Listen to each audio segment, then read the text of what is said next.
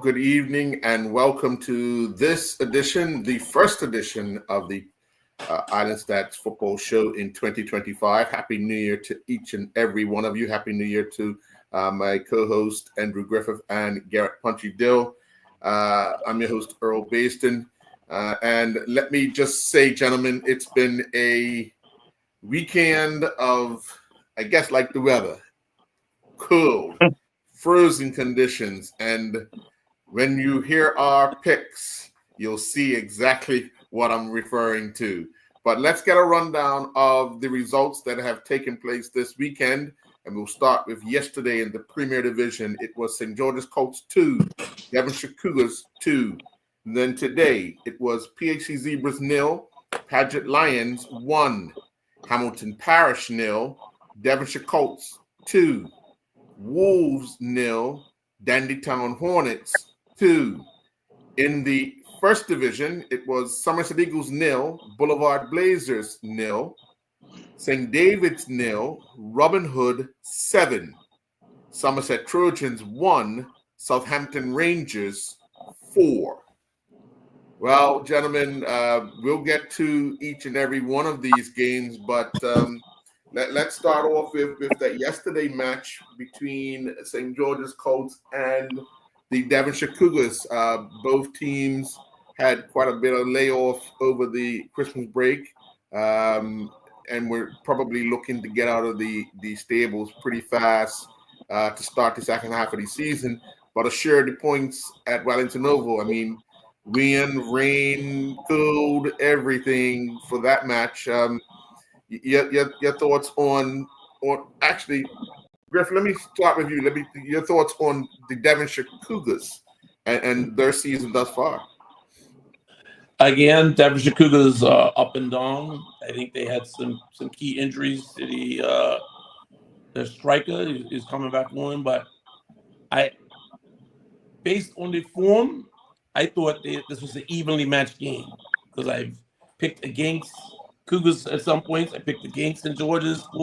So this one, I thought because they were evenly matched and the game was in St. George's, all right, St. George's, that should be the extra edge they needed, and they could get by Cougars because Cougars is up and down. But I guess the margin was a little thinner than I thought, and we ended up with a draw. Yeah. Punchy, your thoughts on St. George's? I mean, having all that time off, a chance to get healthy, a chance to work on some of the tactics that would have got them, in the top half of the table. But your thoughts on St. George's? Yeah, I think it's still work in progress with them. That's what I believe. It's a work in progress. And then, starting at the beginning of the season, if the weather conditions down at St. George's, it's not very favorable yesterday. I can tell you that. I'm sure of that. I know those days. I remember those days. I always be right back to when I was, my times. Mm-hmm. But I think that, again, St. George's is a work in progress. A young coach, even if it helped with his father. So I just think that what we're going to see from St. George's, of course, the league is still, will they be a possibly candidates to win the league? I'm not sure about that. There's the FA Cup. But, again, I just think that it's going to take St. George some time. At home, I think they're going to be formidable. But you're still getting – I think they should have – I thought they would have won this game. Mm-hmm. I thought they would have won this game, yeah. I'm sure I did put them down to win. Yeah. But they just seem to be, like a new coach and new ideas coming in. And there's some new players, too. So I think St. George's will probably – I know they're going to be okay. That's for sure. You forget about them being relegated. That's for sure. They got too many good players.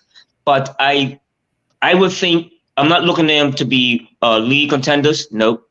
FA contenders, they will probably get up into the quarter semifinals. I'm sure of that. Mm-hmm. But I think we'll see a battle St. George's as it goes on. I think so, you guys. Mm-hmm. I think we'll see a better results from St. George's. Sure. Let's turn on. Was there an anomaly for Cougars? What's that? Was there an anomaly for Cougars? Did you think they would have played better? Because they're starting to play better.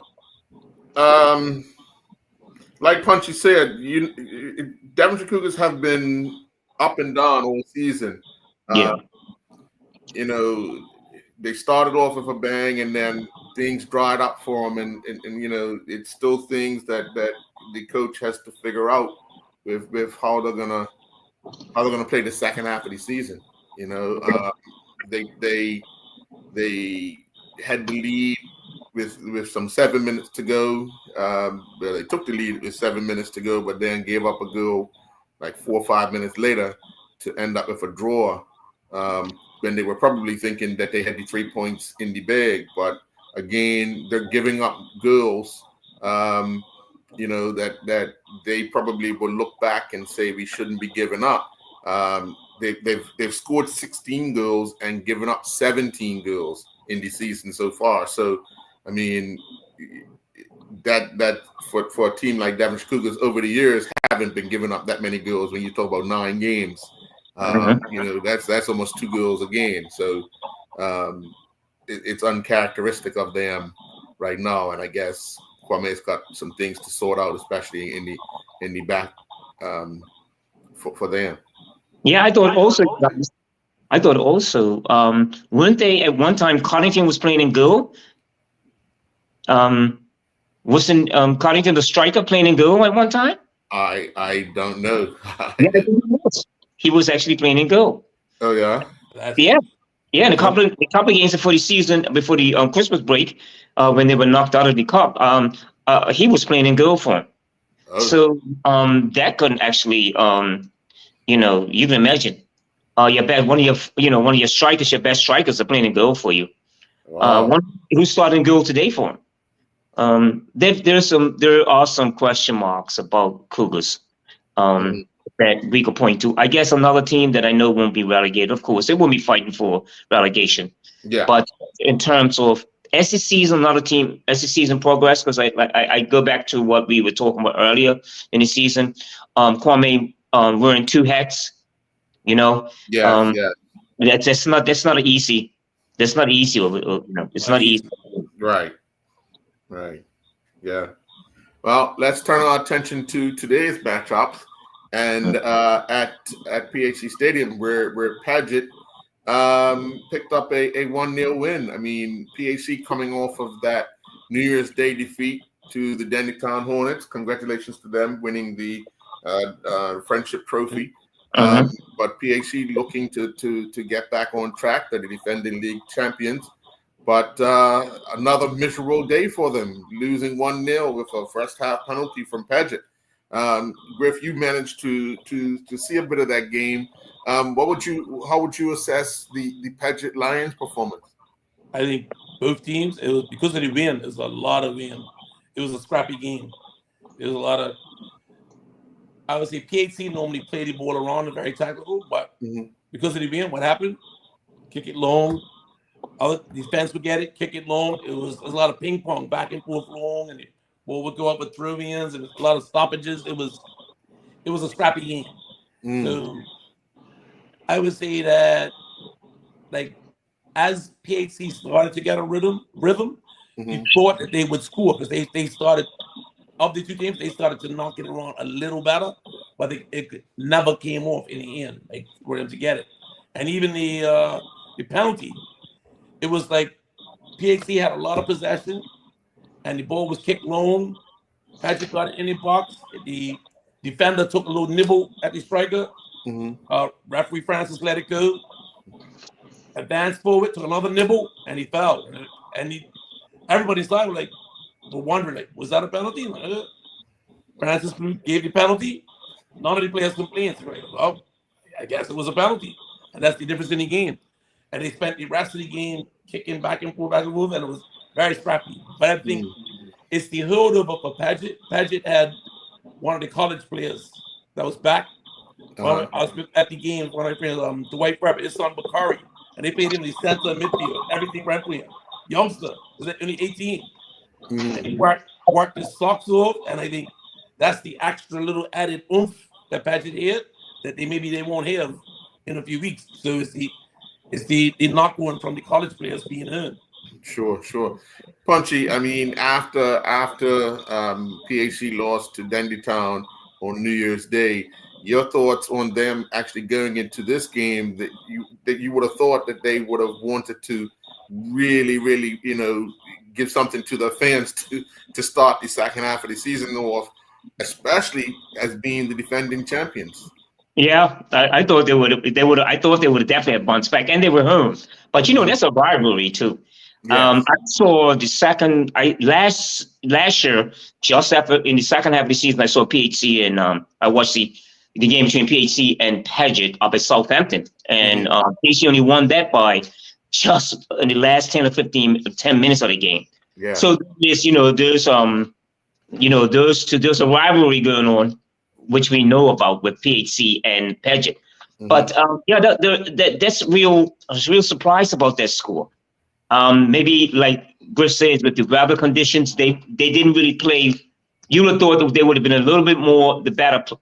With the conditions would have probably suited them. Maybe they just didn't play well at all. I still think maybe they have a little hangover from the loss. Maybe that could be it. But then you look at if you were there, how many chances did they create? And like Griffith said, he was there. It's one of those games, it's scrappy. And Paget's Paget, and then having that, what you're saying, Griffith, the young man come back. And that's a good thing too. When you see these young men playing overseas, you haven't seen them, you come back and say, oh, wow, that's a pretty good footballer. He adds a lot to Paget. So I just think that, again, another team like Paget, that victory is a morale booster for him. But for PHC, now that puts them fourth. In third place now. Fourth. Yeah. And fourth place, yeah. So you do see them bouncing back, but that loss today hurt them. Yeah, definitely. Yeah. And then you can't rule this out though, because Paget has a lot of former PHC players, and Russell was PHC. This is very much like a derby, and dude, in a derby, anything can happen. There's a lot of Bring back those Warwick PHC days. Now we have Paget PHC. Absolutely right. Yeah. I just think that watching Paget again, that like Griffiths in a derby, and watching Paget play, even against North Phillies when they lost 2-0 today, they weren't completely out of the game. Yeah. They have full of energy. They and they like I said, certain teams, like when it's a derby like that, your momentum is much higher.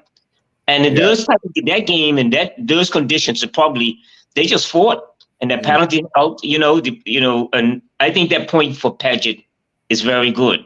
Antoine still got some work to do. I still know that, and I still think they're 4th or 5th place team in the league. Yeah. Well, let's take our first commercial break, and when we come back, we'll look at the other 2 matches in the Premier Division, and then get our attention to the First Division with some shocking results in those as well. So let's take our commercial break, and we'll be right back.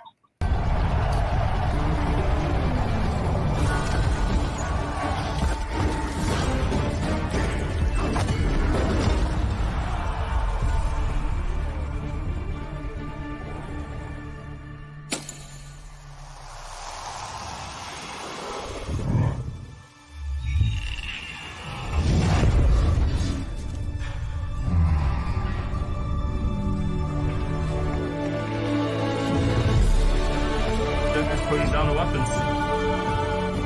Have you seen this?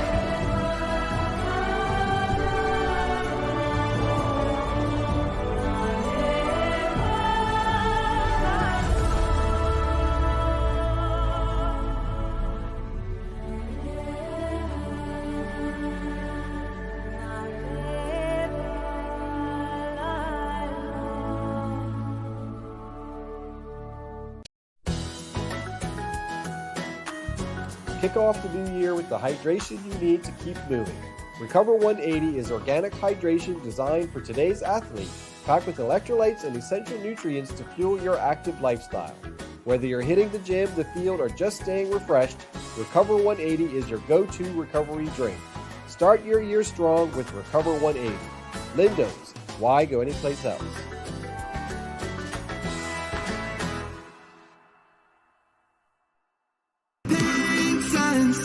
Beneath the cloud blue sky, where the ocean meets the land, and the long tail fly in Bermuda. Our hearts belong to this beautiful island. As an island,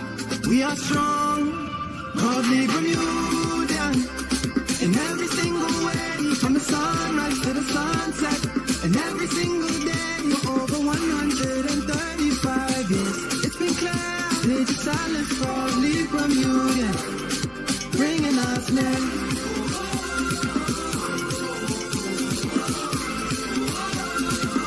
Cause we are proudly Bermudian.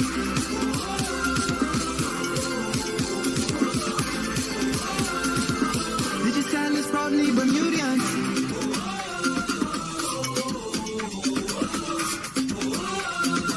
Digital is proudly Bermudian. And welcome back. Well, down at Wellington Oval, Punchy, Hamilton Parish League troubles continue as they lost 2-0 to Devonshire Colts. I mean, we talk about Hamilton Parish and how well they do in cup runs, but in the league, they are in ninth place. They've lost 6 of their 10 games, won 2 and drawn 2. You know, when you talk about a team that's given up 27 goals and only scored 13, are you still shocked at Hamilton Parish's performance in the league? Yeah, I you know, from the beginning of when I've seen when they play against North Village tonight, they don't. First of all, I wonder what the roster is like. How many players they have available? Mm-hmm. Did some of the players go back to school already? Have they left the island? And it just seems that they're to me they're in a little bit of a trouble right now. Mm-hmm. And you know, it just seems that they're not consistent. And again, going back to what you just mentioned earlier, being just a cup team. I think Hamilton Parish, if they don't in the next couple of games, they need points, because my fear there would be if they are relegated, and that's a possibility. That's a possibility. Especially when the momentum changes and you're not winning these games. Like, I think that I would have thought that they would have won this game today, or at least drawn. Mm-hmm. But I just think they're in a bit of a trouble right now. Yeah, you know? I mean, they only had 3 players on the bench. Yeah, and I saw that. I saw that against North Village when they played in October, or the end of October. I saw the same thing. And so my question is, you might have 2 or 3 good players. This young man Lewis, and you know, there's some. They have 1 or 2 or 3 good players, but then the other ones, if you're not got a constant 11, you know, that not constant, but the 11 that you can say, okay, these are going to be my 11 for this week. Right. And then you back up with that 3 or 4 players. So I do think they're in a bit of trouble in terms of what's going on down there. And then you got other players that was playing for North Village who decided to go back there because of his work commitments, and he couldn't put the time in the training at North Village. But it's shocking, you know, what's going on down there. But as I said earlier, I saw it coming. I've seen that coming. Right. Yeah. I mean, we look at a team like Parish with, let's look at a team like Devonshire Colts. I mean, still riding on the waves of going undefeated last season, winning the first division, winning all the games. Now just continuing in that vein in the Premier Division. I mean, if you look at them, they've lost 3 games, but they've won 5, and they're sitting in 3rd place in the standings. Are you shocked by Devonshire Colts? I mean, you know, what Ray's been able to do with this team, convince them that they can match teams in the Premier Division. I'm not surprised at all, because when Devonshire Colts played North Village, even though North Village won, it could have gone either way, and they're always well prepared. And like, unlike, I say, if you say Hamilton Parish had 3 people on the bench, that I don't see that happening to Devonshire Colts. They're always gonna have a bench for like 7, 8 players. They have a better nucleus. And I think I thought that Hamilton Parish after Christmas will get more players back from injury. But again, this is the Jekyll and Hyde team. I don't think they have enough players that's going to carry them unless they get healthy real soon. I know that Sergio will have them ready, but if you don't have bullets in the gun, you can't shoot. So I think they will struggle unless they get players back. And I think the result against the Devonshire Colts, not a surprise to me. Yeah, I mean, it's going to be a long second half of the season if this form continues for a team like Hamilton Parish. Mhm. You know, it's only and the only cup left is the FA Cup, but they need to really put their emphasis on trying to stay in the Premier Division. If they're struggling for players in the Premier Division, what will it be like if they get relegated? Because a lot of people don't hang around when you get on.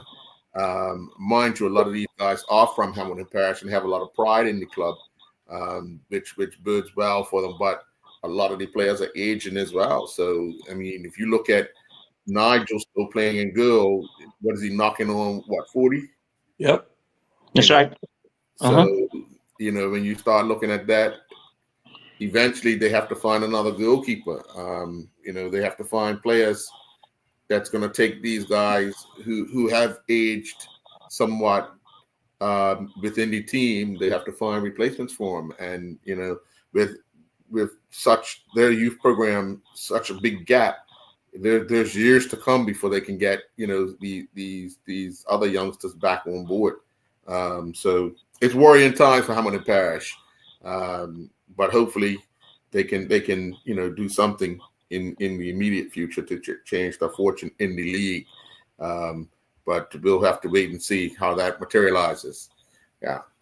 So I'm gonna have to warn you, though. Remember, every time we start giving the hard talk about Hamilton Parish, a lot of the viewers, they come on and they start sending the angry messages to you. So just be careful. No. They would. I mean, the realistic thing is, Griff, is that they understand the problems that their team faces because they watch their team all the time, and they honestly see and feel what we're saying as well. There's trouble right now, and they need numbers and a bit of quality, as Punchy always says, a bit of quality to get them out of the hill they find themselves in right now. And I mean, when you look at them, I mean, the only team with a victory, they could catch two teams. That's Devonshire Cougars and Young Men Social Club, but both of those have a game in hand. So, it doesn't right now. It doesn't look good for Hamilton Parish with their league form the way it's been, especially for the first half of the season, and then to start the second half at home, falling 2-0. So, where they going to find goals from? If young Lewis is been the threat and teams figure out how to mark him out of the game, then somebody else has got to step up and try and score goals. But right now they're struggling in that area. So I agree with you guys, and I think we talk again going back to that Griffin and Earl about the recruitment drive like last year. Because Crossroads were having problems then. The old coach came back, and look what they're doing now. Right. So I would have thought that maybe the recruitment drive would have been towards players like that, towards finding Livingston from Crossroads. Right. And that's what they're going to do. So now you got St. George's guys that are joining St. George's, like the young Tucker that was away in England. His son is Najai Tucker. So what you're doing is skipping over Hamilton Parish. And so what Hamilton Parish would have to do would be recruitment. Let's see the players that are not interested in playing and who, not playing for like the social clubs or not playing, the ones that are cast off from maybe St. George's that are not playing. Those are the kind of guys you're going to have to go up and then rebuild that program. And then I don't know what the junior program is like. And what happened to Shane Hollis? Where's Shane Hollis? There's a few question marks about who's available and the aging of that team too. Right. He wasn't even in the lineup today, so yeah. Well, let's turn our attention to what we would consider the hottest team in Bermuda right now, Dendytown Hornets. They went to the top of the table with a 2-0 win over Wolves. Now this follows their Friendship Trophy win on New Year's Day against PHC up at Somerset Cricket Club. We've talked about them. They've been the run of the mill for some time since we had Kyle on initially, and then we talked to him leading up to the final last week. They just seem to have put all the puzzle pieces together up to now on their season. Punchy? Yeah, the most informed team in the country right now. Be honest. We are talking about a team that only what how many games have they lost? Just one game to North Village in the league, I Yeah. believe. One That's game. right. That's right. One game. And the turnaround is, our league is only that is not full of a lot of like 10 or 12 teams. Mhm. So what's been for me is that the immediate turnaround. They weren't bad against North Village in that game. I'll tell you that. It was 1-0. They weren't bad. So something had to give, some turnaround. And look how Kyle has turned it around, and the other thing, the influx of the younger, that's they are a perfect example of about having a junior program, young players going away, coming back, and they come back and fill in those spots. They give the rest to the other team, the other players that have been playing through the league, so I see them, like you said, why they're performing the way they are, especially with Kyle, and don't forget with Mr. Hayward there also. Yes. So and we were talking about the coaching there, those two guys together, and I just see them, like I said, why they're having the success. It's momentum, and then also what they're playing for, the young person that was killed in the motorcycle accident. All this adds into like just wanting the winning mentality that they have now. They're going to be very difficult to beat now. Yeah. Griff, a team like Wolves who got promoted, they've won 2 games out of their 10, lost 7. They've only scored 13 goals, but given up 32 goals. They're bottom of the table. To be honest, I don't think too many people would be surprised to raise their eyebrows that Wolves are in 10th place. But losing 2-0 to an informed team like Denton, would you say that they have something that they could build on? It's hard to say yes and no. Because nope. Based on form, none of us expected them to win this game.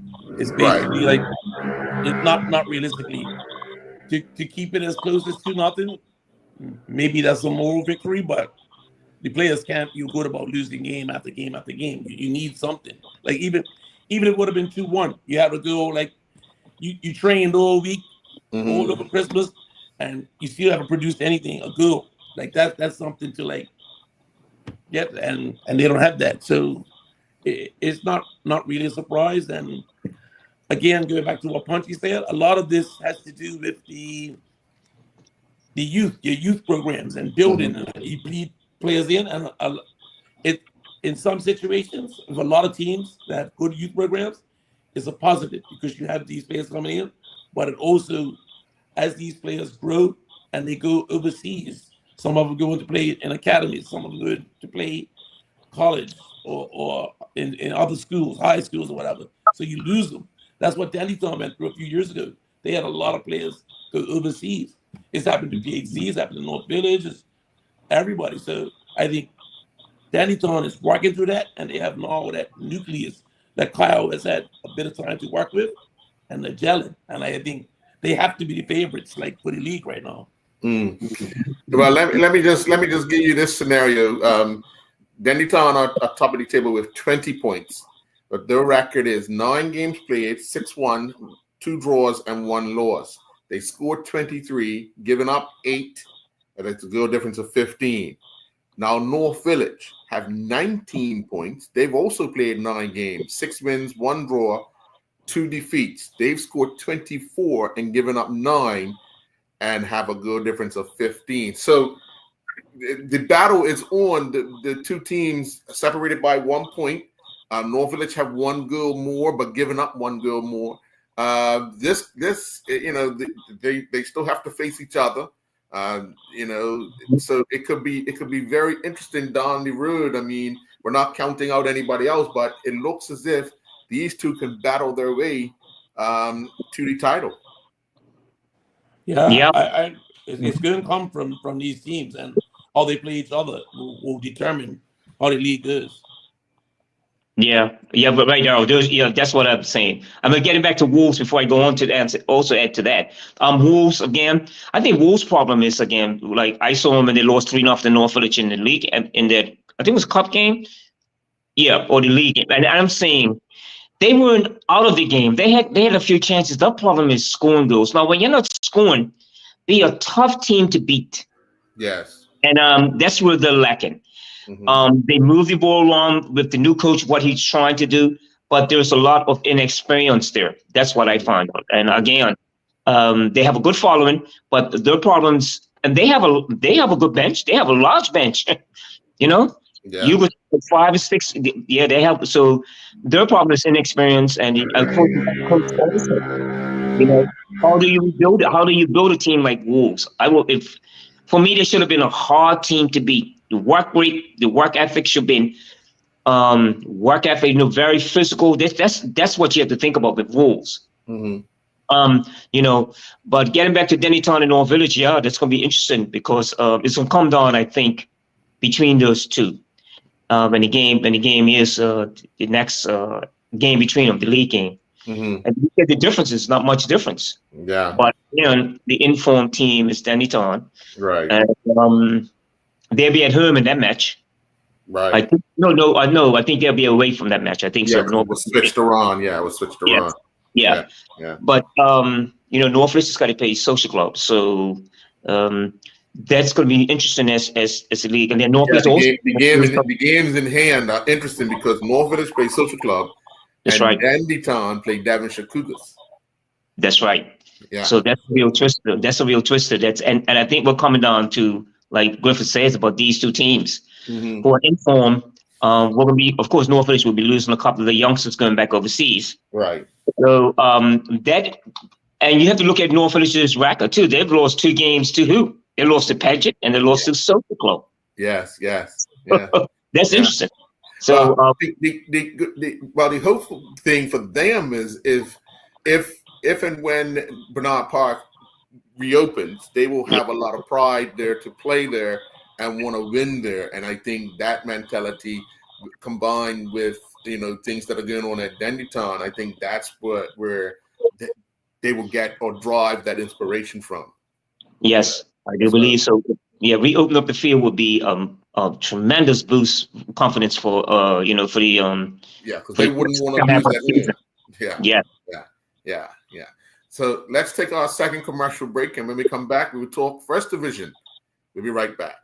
Over the pink sands, beneath the cloud blue sky, where the ocean meets the line, and the long-tailed fly in Bermuda. Our hearts belong to this beautiful island. As an island, we are strong, proudly Bermudian. In every single way, from the sunrise to the sunset, and every single day, for over 135 years, it's been clear. It's silence for Lee Bermudian, bringing us near.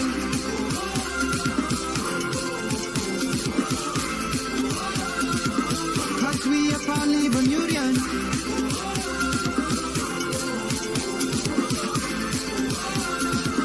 Digital is proudly Bermudian.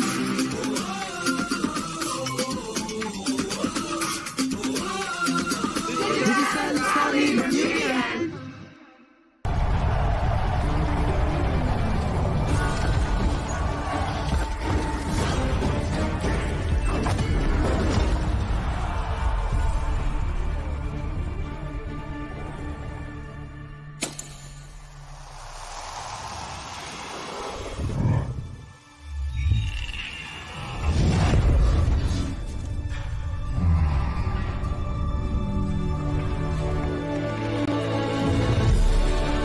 They're just putting down the weapons. You seeing this?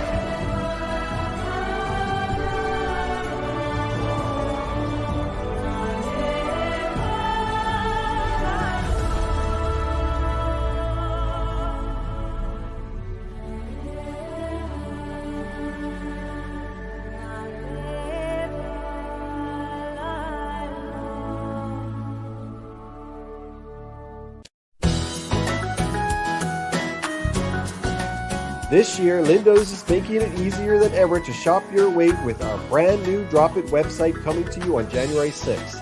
Fresh groceries, convenient delivery, and now an upgraded online shopping experience. Whether you're planning meals or restocking your pantry, enjoy fast, reliable service wherever you are on the island. Lindo's, why go anyplace else?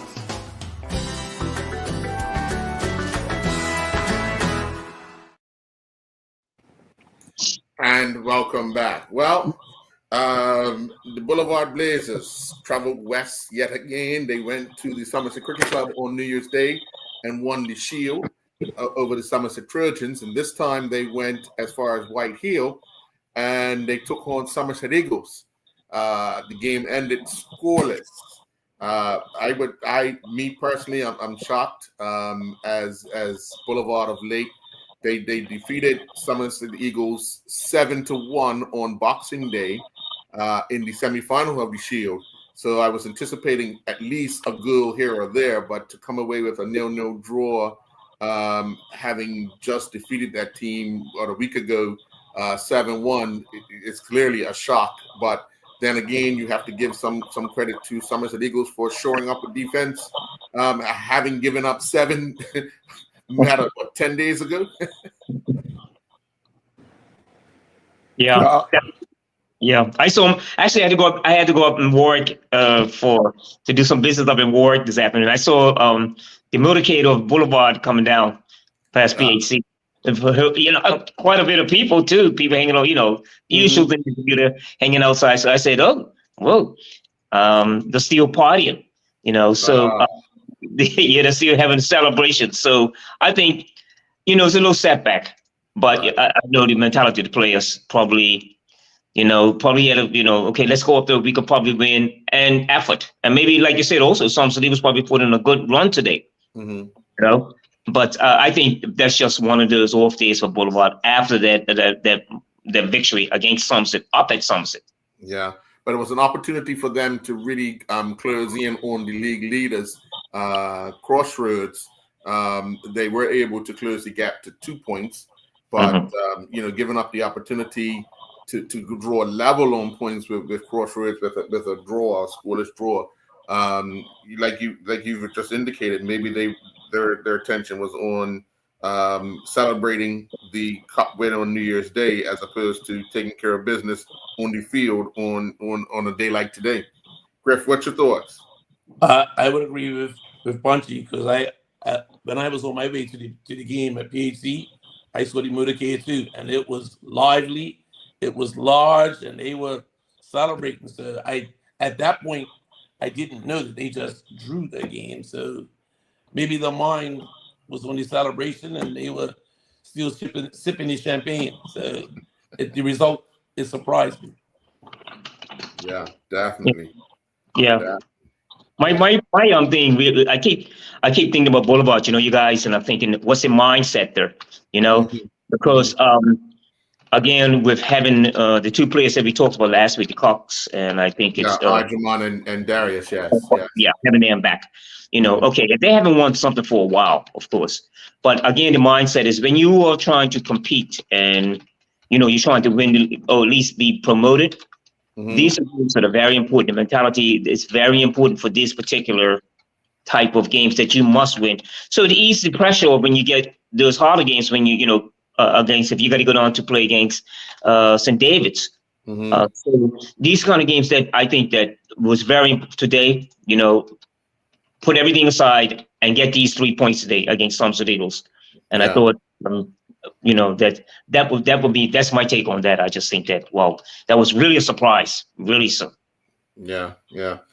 Well, let's go down to Lords and St. David's, where Robin Hood scored 7 times to defeat St. David's 7-0.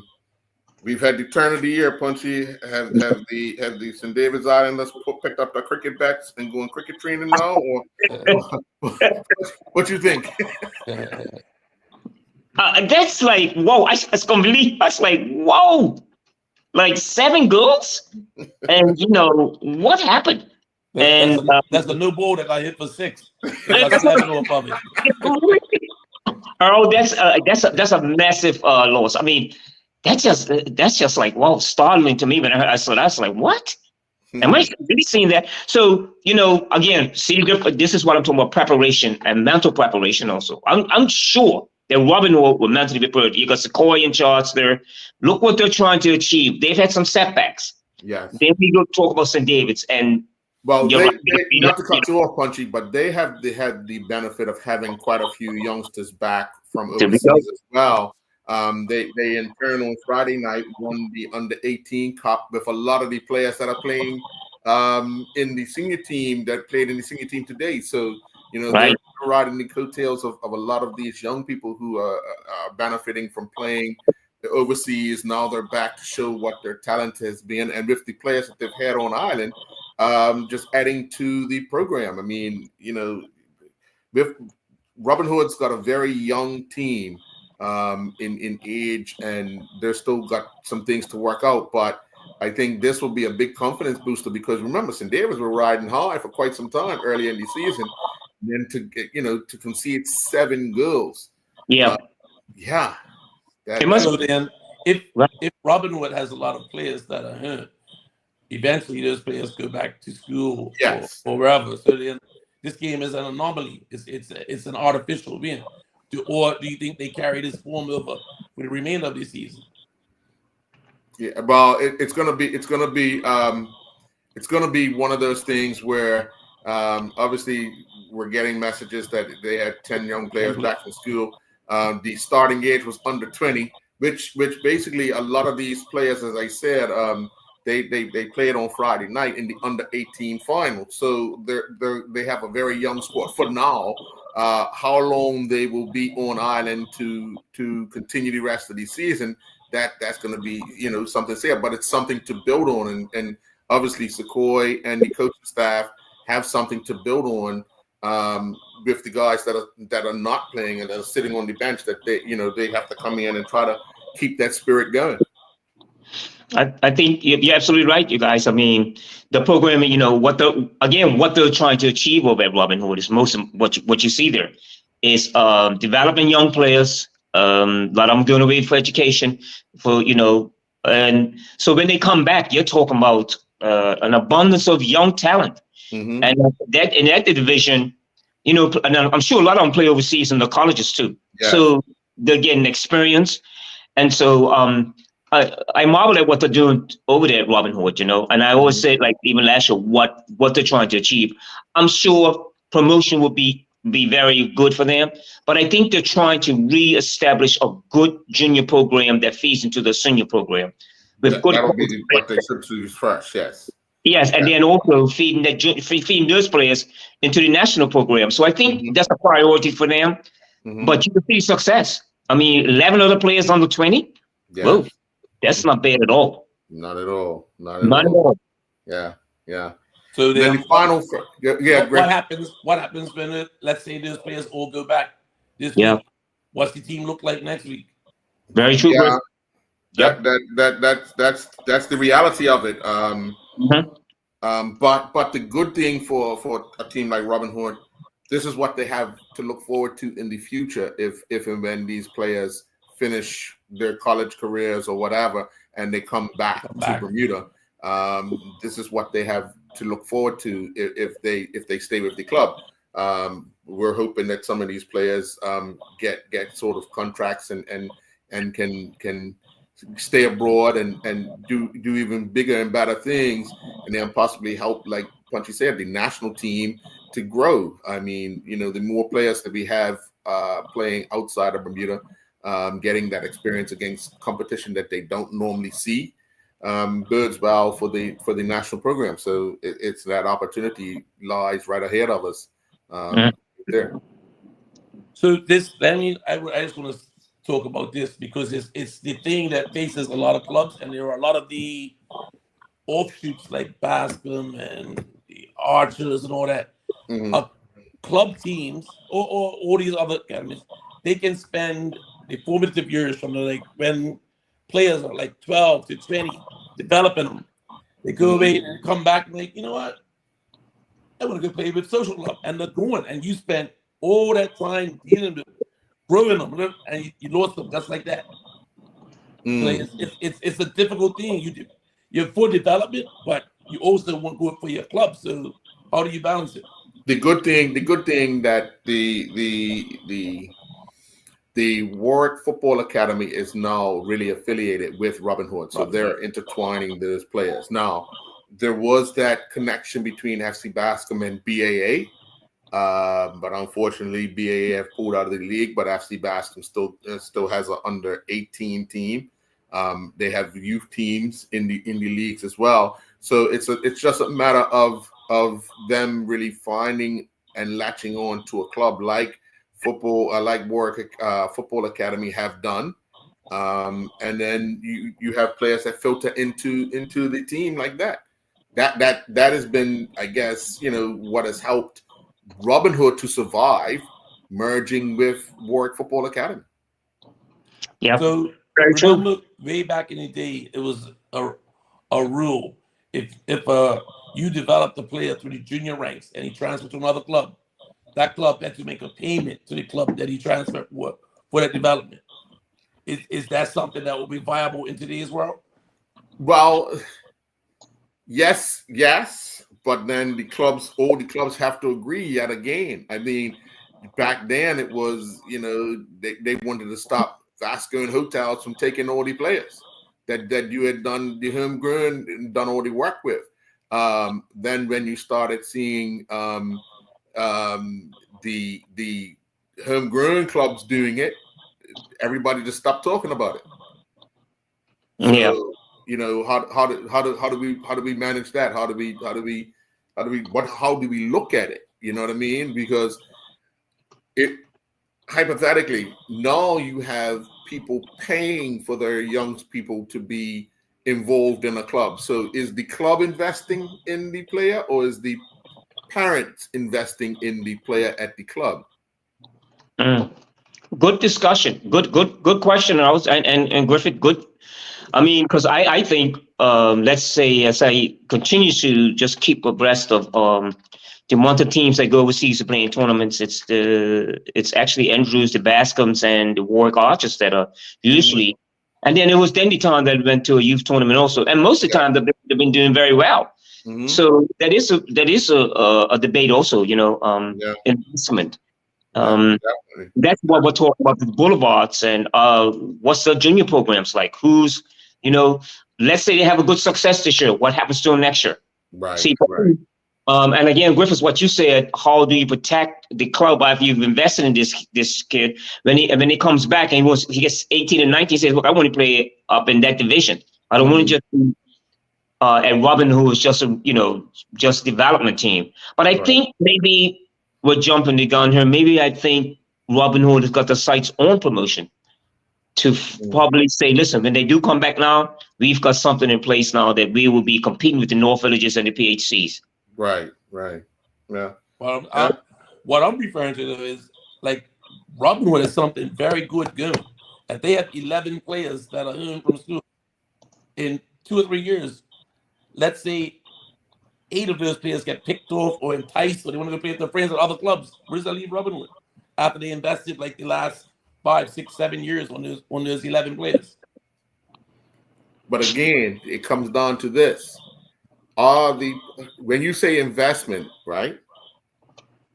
In Bermuda, it's more opportunity than it is investment, because most of the young people are paying, most of the parents are paying for their young people to be part of a program.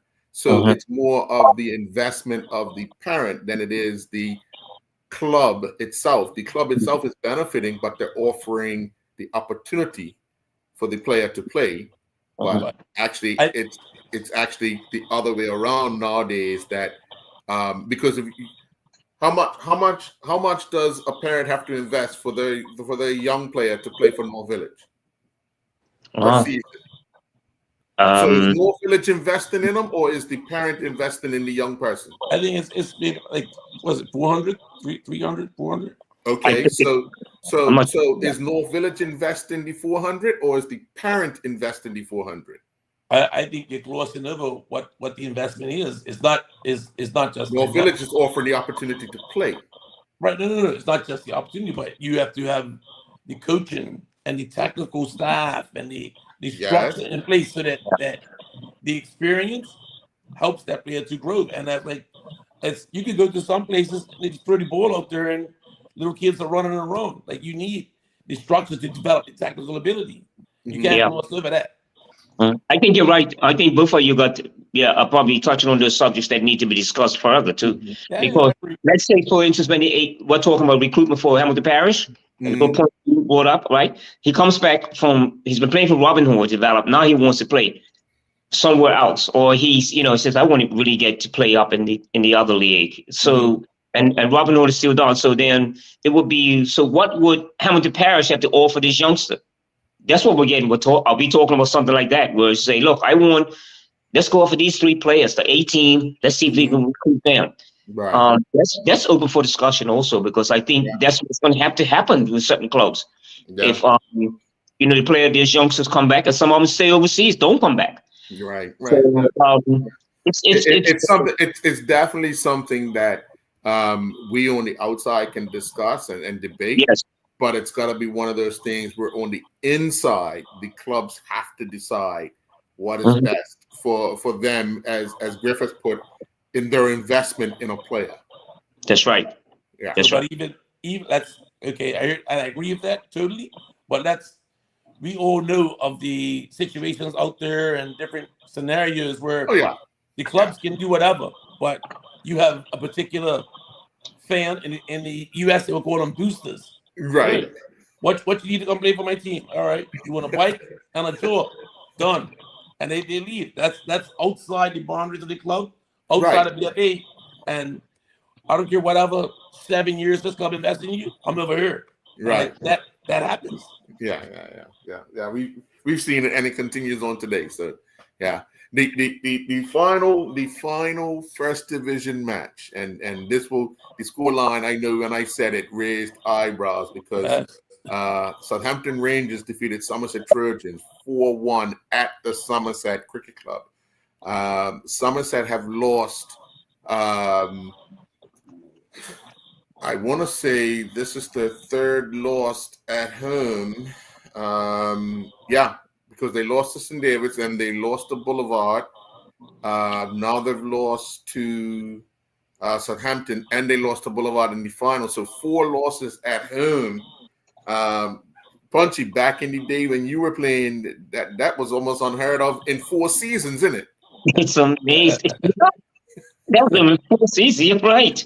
That was like we're talking about an institution that developed so many, national team players. The pride of playing for the Trojans, of course, and now it's just like, what's happened up there? And now you're seeing they started off not too bad in the beginning. We were thinking like immediate, automatic promotion. They're going to be promoted. Yeah. It looks like that's falling apart, and they've been beaten at home too. Mm-hmm. And there also, that's again, what's happening in the island itself.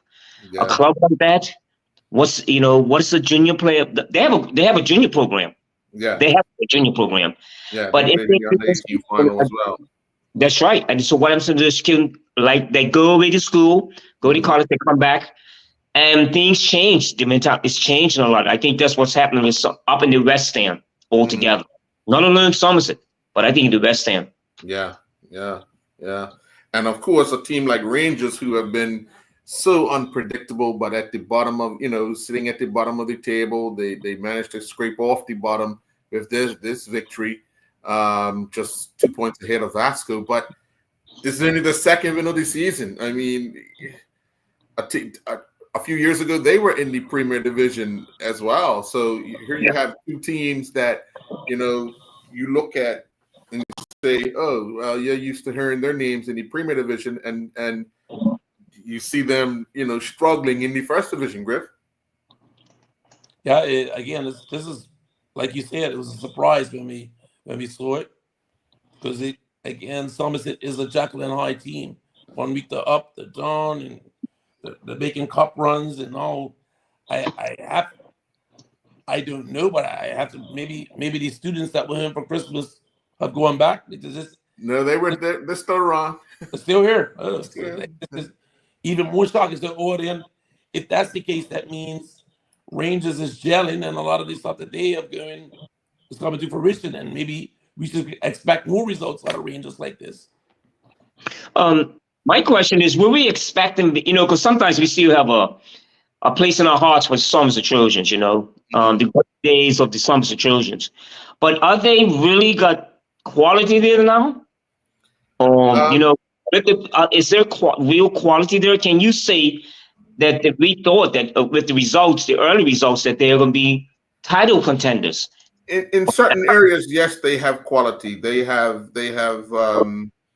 youngster McNeil. They have Taj Wade back playing for him, who went over to Ireland Rangers for some time. I mean, he can inject himself in the first division. I'm not sure how fit he is as far as carrying the team. How Somerset had imagined he would carry them years ago. But no, they have talent in certain areas, but it's just as a team they're not playing well. Mm-hmm. Mm-hmm. And I was thinking, going back to Rangers, okay, they won this game, but I was thinking the days when Rangers were up the Southampton Noble, when I was, again, going back to when I was playing, Kenny Bright was playing for them. They had, what's happened to Rangers? Mm-hmm. But for me, since, with Keith, I think Keith Jennings is still there. I do believe that. He actually came on at halftime today. I think, but I think his recruitment, what would happen, and I regard Southampton as a West End team also. Mm-hmm. So who's going to go play for Southampton Rangers? Who's going to recruit? I think the players that are Southampton Rangers. So it's a good moral, a good victory for them. But where do they go from here? Mm-hmm. Mm-hmm. That's what I always ask the question about teams like the Southampton Rangers and Somerset Eagles. Yeah. So I think I went to a game at Rangers, I think, when Village played Paget and Rangers played before, and there were a lot of other. I want to call them non-Rangers players. Like I saw a few former Village players that Keith had recruited. Yes. Other players outside. So I think a lot of that is down to Keith recruiting players, and I think they're coming together and gelling. But it's not. I don't think a lot of the products are not from Rangers junior program. So I think Rangers is fighting like PHC as a thriving youth program. Mm-hmm. So some of the players in the past that Rangers would have got are at PHC, and they're not coming up as Rangers players. Some of the players that probably Rangers would have got are with Paget. So it's that they're fighting in the central area, works in that area with those players, and I think maybe they're not getting them, and that's why they're struggling. Yeah, that's right. Very true. Yeah. Well, let's take our third commercial break, and when we come back, we're going to talk about our picks, and then we're going to have a look back at some of the players of the week, and we'll go through, and then we'll actually pick a player of the week for this week, the Goslings Player of the Week. So we'll be right back. Over the pink sands, beneath the clear blue sky, where the ocean meets the land, and the long-tails fly in Bermuda. Our hearts belong to this beautiful island. As an island, we are strong, proudly Bermudian. In every single way, from the sunrise to the sunset, and every single day, for over 135 years, it's been clear. It's silence for Lee Bermudian, bringing us near.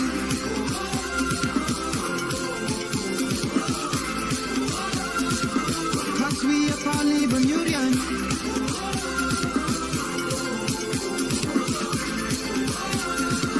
Digital is proudly Bermudian.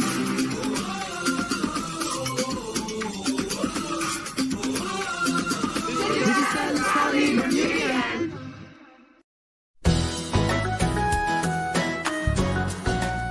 New year, new Drop It. Lindo's is making it easier than ever to shop your way with our brand new Drop It website. Now with an upgraded online shopping experience, you can get your fresh groceries and convenient delivery with Drop It. Enjoy fast, reliable service wherever you are on the island. Lindo's, why go anyplace else?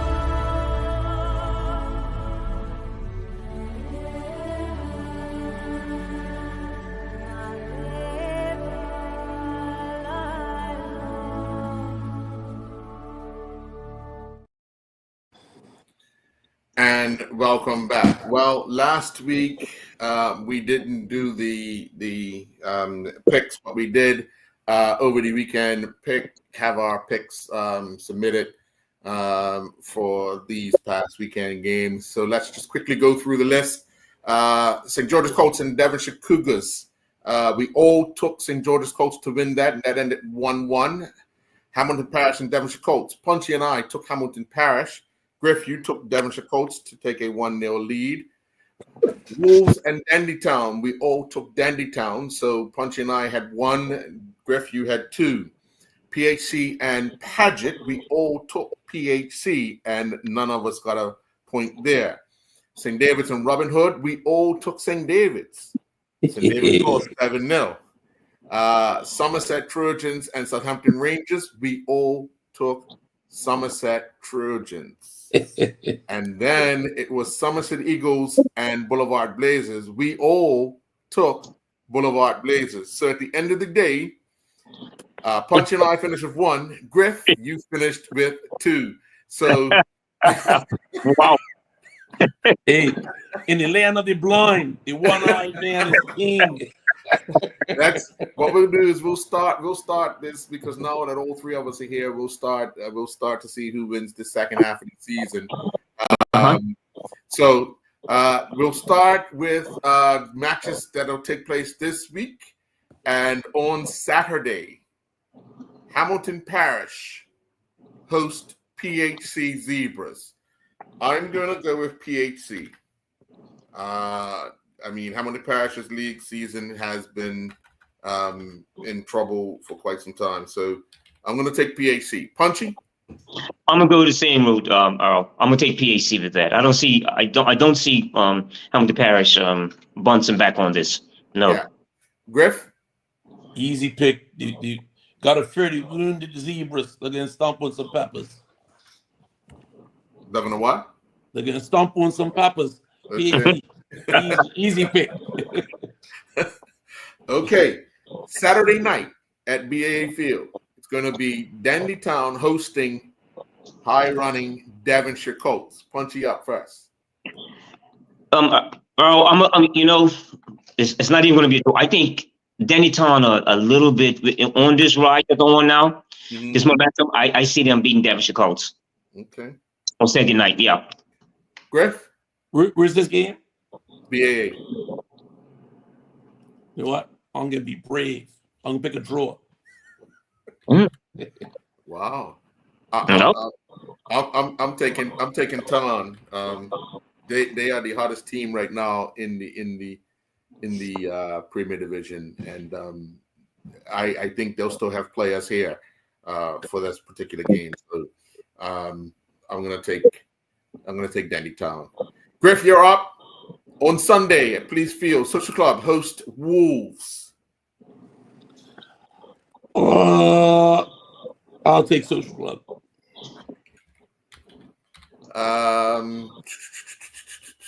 Social Club at home. They've been very tough at home. I'm going to take Social Club as well. Punchy?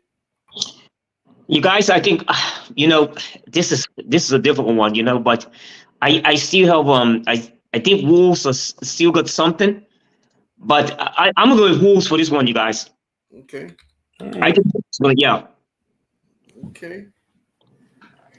Now, if all goes well, it will be the first match at Bernard Park for the season. North Village are expected to host St. George's Colts.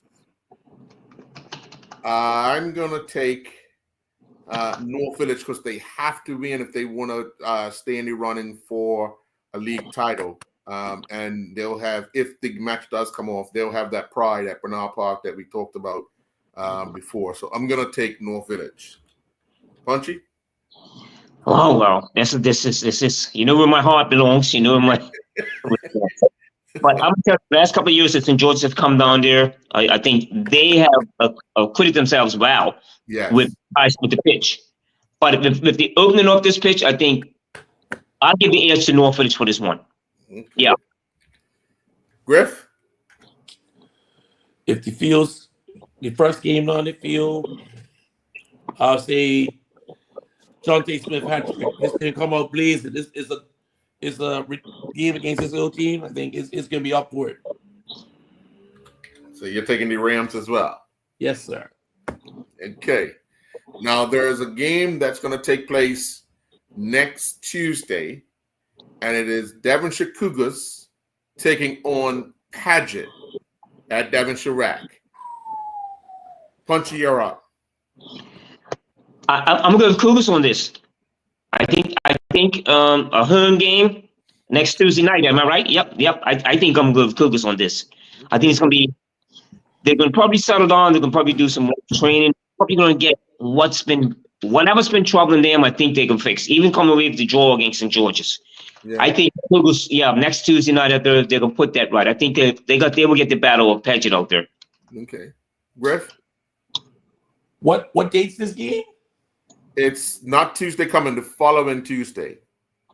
I might have bad information. I'm giving one inside information because when I was at the game, the college player they had him, Antoine Russell, asked would he be able to stay a little longer to play on the game, which I thought was going to be next Sunday at Devonshire Rack.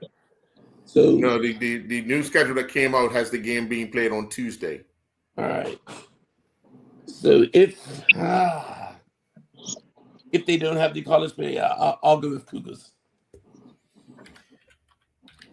I honestly think after Paget's win today, the time off that Antoine's had with the team, I'm going to lean towards Paget winning this game because of that factor. A morale booster today, and he's had them. You know, they've been knocking on the door of games that they've been playing, and I think they can get the edge over a Devonshire Cougars team who have been leaking goals. So I'm gonna go with Paget on this one. So now we turn our attention to the first division. On Thursday night at BAA, Griff, you're up. The Boulevard Blazers, who are in second place, take on the league leaders, Crossroads.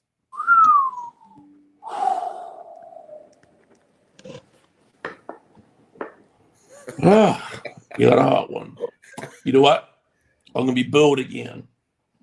I'm gonna pick a draw. Okay. I think I'm gonna go with Crossroads on this game, only because they've had all this time off to heal. If they can get Donovan Thompson back, who was out with injury late in the first half of the season, I just think that they'll be able to put this one together and have a convincing run in the second half to get promoted again and win the first division. Punchy? I'm gonna go with you also, Al. I think that, you know, with what's happening there at the Crossroads, you know, again, I keep the fact about the coach that's returned and momentum there. Yeah, and the momentum there. I think they're gonna be real challenging for promotion. And with Donovan Thompson back, of course. So they played, you know, they've been playing away from getting results away from him also. Yeah. So yeah. it's gonna be one of those tight ones. It really is. Yeah. I just give them the edge though. Yeah. I just give them the edge with the organization. You know, the momentum. I think they're going to beat this game on Thursday. As this week's defending champ, I think you guys are being a little too safe. Like you guys got to take some risks. we are taking risks with these picks. Yeah, I'm always for the final already. Hey, remember, Griff, you're the only one that's never got a point. That's because I only wanted to go up. Bro, no other place to go, brother. No other place to go. Okay, so then on Sunday, at Southampton Oval, Rangers are hosting St. David's. I'm going to go Southampton Rangers in the battle of the two cricket clubs playing. Punchy? Jesus, man. I just hopefully these guys will dry it out for St. David's. I would need to pick St. David's, but I just think that Rangers that win is powerful. So I'm gonna go with you with on Rangers. I think Rangers gonna have the edge in this one. Okay. Griff? I'm gonna have to concur. I think today's result is the new Rangers, and I'm gonna go with one that Rangers. Okay. All right. Punchy, you're up. It's Vasco versus Somerset Eagles. Oh, okay. And this game is out BA, is it, Earl? I believe so, yes. Yes. Okay. I'm going to Somerset Eagles with this. Okay. I still go Somerset Eagles to win this. Okay. Griff? I'm gonna have to go with Punchy. Eagles. I think Eagles can pull it off. Yeah, coming off their, I guess, morale booster from today, drawing with the Shield champions, Boulevard Blazers. I think Joe Mark convinced some of the Somerset Eagles players to raise up the game against a young Vasco team who have had time off as well, but we'll have to see how they bounce back. But I'm going to take Eagles as well. So last game, Griff, you are up. Somerset Trojans are home to Robin Hood. Well, after the way they defended at home today, I'll be taking Robin Hood. Hey, at least can we get like at least 5 of those students go back to school late? To be honest, I don't think that matters because Somerset Trojans have not been well at home, so Right. I'm going to take Robin Hood as well. Punchy?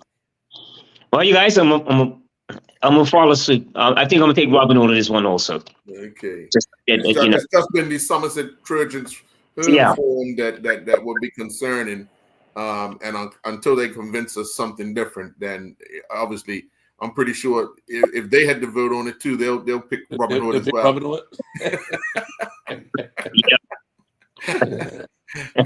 which to be honest, when you're looking at things, you start to say, how does this all match up? So we'll have to see how it goes. Definitely. And again, I have to put this out there. We're just making picks. We do dislike Somerset. So everybody, I don't want people shouting at me in the street this week. Well, right now, I think Somerset dislikes Somerset. So I agree. Well, yeah. okay. Griff. So now we'll take a look at players of the week, and we're going to go back because remember, Punchy, you and I done a few at the start of the season where we're working with Goslings to ensure that remember Jonte Smith was player of the week 1 week. Jai Beam was a player of the week, and someone else, I can't remember who it was, but yeah, we have it all written down. For week 4, Sage Blair Painter scored for Devonshire Colts in their 1-0 win over PHC. Mr. Hart scored 2 goals for Paget Lions against Social Club. And, of course, Donovan Thompson scored 2 goals for Crossroads in their victory over Robin Hood. Of the 3, I'll start with you, Punchy. I'm gonna go with Donovan Thompson on this one. Okay. Yeah. That's where I was leaning to. Donovan Okay. Thompson.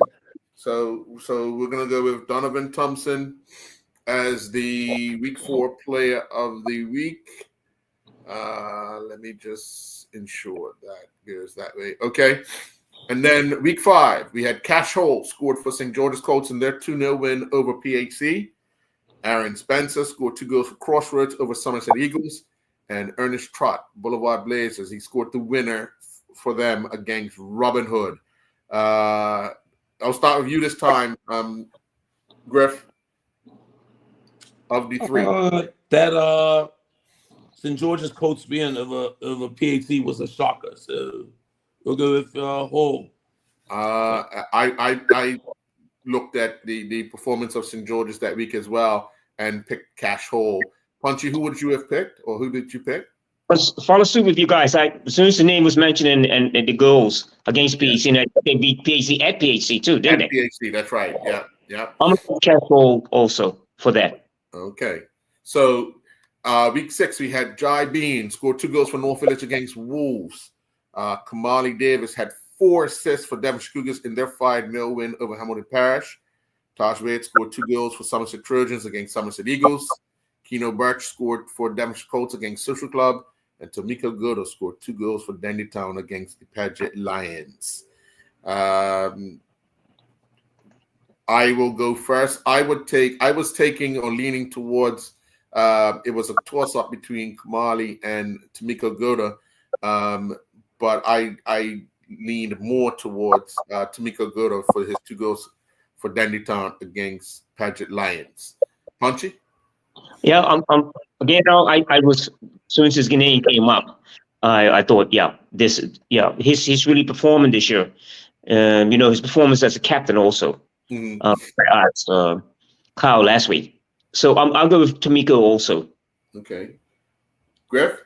I think everybody was focused on the goal scorers. The setup man don't get enough love, and 4 assists for me, that's big. So I like Davis. Well, that was my toss-up between the two as well. But I went with Tomiko. So week 6 would see Tomiko as the player of the week.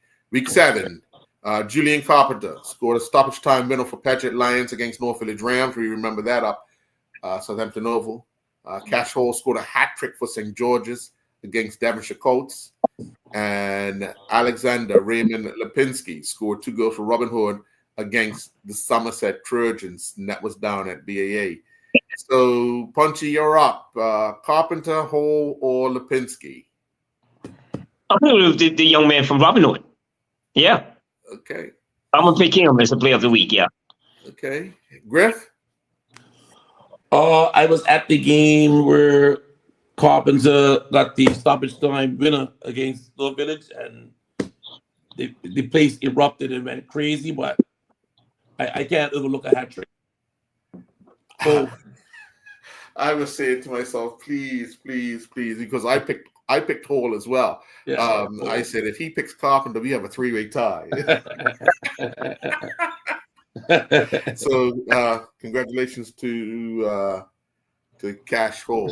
So yes. And week 8, David Jones scored the opening goal for Dandy Town Hornets in their 3-0 win over PHC. Ryan Paris scored the lone goal for Social Club in their 1-0 win over Devonshire Cougars. Nathan Rigo scored 2 goals for Somerset Eagles against Robin Hood. And London Steed scored 2 goals for North Village against Devonshire Colts. Paul Simon scored twice for Crossroads against St. David's. And Samario Paul scored winner for Wolves against the Paget Lions. Griff, you're up first.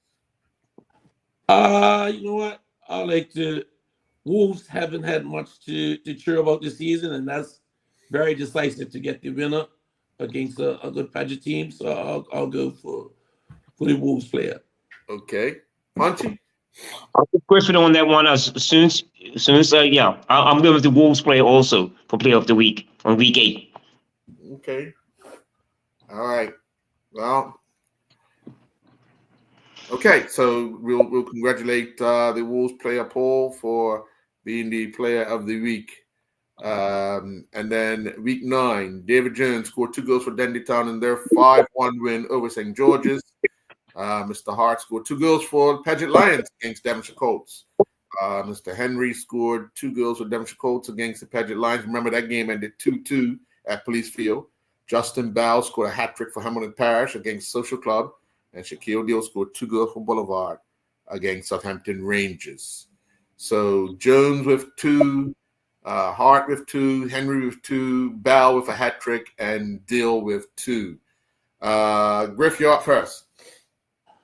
I think the 2 goals that Jones got for Dandy Town marked the resurgence against a pretty decent St. George's team, and that was a shocker that they beat up on St. George's like that, and it opened our eyes to what Danny Town could be. So I go for Jones. Okay. I actually went with Jones with that as well, for that performance. And he's actually been on a tear this season, picking up where he left off, because he was the top scorer for Social Club last year, and is going back to Dennytown where he started as a youth player. So, Punchy? I remember Bell. I was going with Bell for the Hat-trick? yeah. Was going with him. It was a tough one. It was a tough one. I mean, I looked hard at Justin Bell's hat trick as well, but Dennytown have been led by Jones in scoring, and I think that set the tone, as Griff said, set the tone for that big win over St. George's. Resurgence, Yeah. So we'll congratulate David Jones for week 9. Now, obviously, we've had performances this week where we've had